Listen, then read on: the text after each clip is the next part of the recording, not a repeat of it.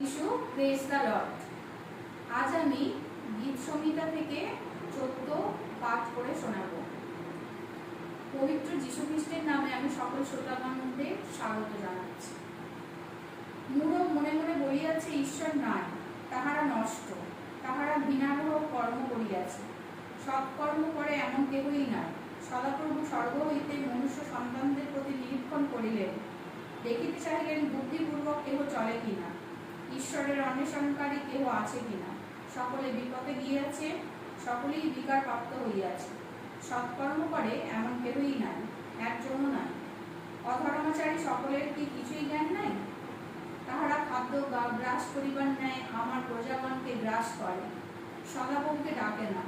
ওই স্থানে তাহারা বড় ভয় পাইয়াছে, কেননা ঈশ্বর ধার্মিক বংশের মধ্যবর্তী। তোমরা দুঃখীর মন্ত্রণাকে লজ্জিত করিতেছ, কেননা সদাপ্রভু তাহার আশ্রয়। ইসরায়েলের পরিত্রাণ সিয়ন হইতে উপস্থিত হোক।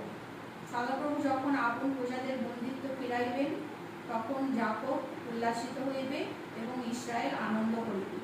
ঈশ্বর তার বাক্যে আশীর্বাদ করুক। আমেন।